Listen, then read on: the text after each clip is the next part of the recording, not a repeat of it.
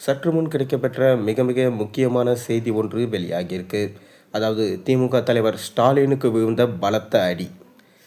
2026 தேர்தலுக்கு தமிழ்நாடு தயாராகி வரும் நிலையில் தங்கள் கட்சியின் கூட்டணி நிலைப்பாடு என்ன என்பது குறித்து ரகசியத்துடன் சஞ்சரியுங்க என விஜய் பேசியிருந்தார். இந்த நிலையில் தேசிய கட்சியான காங்கிரஸோட விஜய் மறைமுக பேச்சுவார்த்தை நடத்தியதாகவும் 70 சீட்டுகள் மற்றும் துணை முதல்வர் பதவி தர தயாராக இருப்பதாக விஜய் பேசியிருக்காரு. திமுக காங்கிரஸ் கேட்கும் சீட்களை தரவில்லை என்றால் இறுதி நேரத்தில் விஜயோட காங்கிரஸ் கூட்டணி அமைக்கலாம் என்று சொல்லப்படுது. நடிகரும் தமிழக வெற்றி கழகத்தின் தலைவருமான விஜய் மிகுந்த உற்சாகத்தில் இருக்கார். நேற்று முன்தினம் மதுரையில் தமிழக வெற்றி கழகத்தோட 2வது மாநில மாநாடு வெற்றிகரமாக நடந்து முடிந்ததே அதற்கு காரணம். மாநாட்டில் தமிழ்நாடு முழுவதிலும் இருந்து 10 லட்சத்திற்கும் மேற்பட்ட தொண்டர்கள் இந்த மாநாட்டில் கலந்து கொண்ட நிலையில் மாநாட்டில் விஜய் பேசியது பலத்த அதிர்வலிகளை ஏற்படுத்தியிருக்கு. மீண்டும் முதல்வர் ஸ்டாலின் குறித்தும் பிரதமர் மோடி குறித்தும் நேரடியாக விமர்சனம் செஞ்சிருந்தார். பாஜக திமுக தவிர்த்து முறையாக கட்சியின் மாநாட்டில் அதிமுகவை விஜய் விமர்சித்து பேசியிருப்பதையும் கவனிக்க வேண்டும். எம்ஜிஆர் உருவாக்கிய கட்சி தற்போது யார் கையில் இருக்குது என்ற கேள்வியை எழுப்பினார்.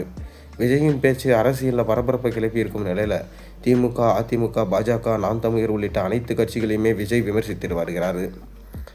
தமிழகத்தின் பிரதான கட்சிகளில் விஜய் நேற்று காங்கிரஸ் கட்சியை மற்றும் விமர்சித்து பேசவில்லை என்பதையும் கவனிக்க வேண்டும். இந்த நிலையில் கூட்டணி நிலைப்பாடு குறித்து பேசிய விஜய் ஆட்சி அதிகாரத்தில் பங்கு என்ற முழக்கத்தை மீண்டும் உறுதி செஞ்சிருக்காரு.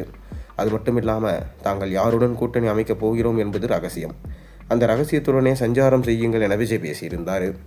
இதன் மூலம் ஏதோ ஒரு கட்சியோட விஜய் கூட்டணி பேச்சுவார்த்தை நடத்தியிருப்பது தெரிய வந்திருக்கு. இதற்கிடையே விஜய் தரப்பில் பேசிய போது அந்த கட்சி காங்கிரஸ் தான் என்கின்றாங்க. கடந்த சில தினங்களுக்கு முன்பு காங்கிரஸ் கட்சியின் சார்புடைய தமிழக நிர்வாகியிடம் கிறிஸ் சோட்டங்கர் ஆலோசனை நடத்தினார். அப்போது தமிழக வெற்றி கழகத்தோட கூட்டணி அமைக்க வேண்டும் என ஏராளமான நிர்வாகிகள் அறிவுறுத்தி இருக்காங்களாம்.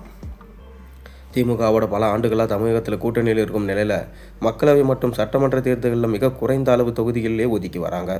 கடந்த தேர்தலில் 25 சீட்டுகள் மட்டுமே ஒதுக்கப்பட்ட நிலையில் 10 எம்எல்ஏக்கள் கிடைச்சாங்க. அதே நேரத்தில் 50க்கும் மேற்பட்ட சீட்டுகளை ஒதுக்கி இருந்தால் குறைந்தது 25 எம்எல்ஏக்களாவது கிடைச்சிருப்பாங்க. எனவே வரும் தேர்தலில் 50க்கும் மேற்பட்ட சீட்டுகளை திமுகவிடம் கேட்டு பெற வேண்டும் என வலியுறுத்தி இருக்காங்களாம். மேலும் இதற்கெல்லாம் திமுக நிச்சயம் உடன்படாது என்பது காங்கிரஸ் தலைமைக்கும் தெரியும். இந்த நிலையில் தமிழக அரசியலில் புதிய வரவான விஜயோட காங்கிரஸ் தலைமை பேச்சுவார்த்தை நடத்திட்டு இருக்கு. கட்சியின் பொதுச் செயலாளர் ஆனந்த் புதுச்சேரியை சேர்ந்தவர். அவர் மூலம் அங்கிருக்கும் முக்கிய காங்கிரஸ் நிர்வாகி ஒருவர் மூலம் விஜய் தரப்பில் பேச்சுவார்த்தை நடத்தப்பட்டு இருக்கு.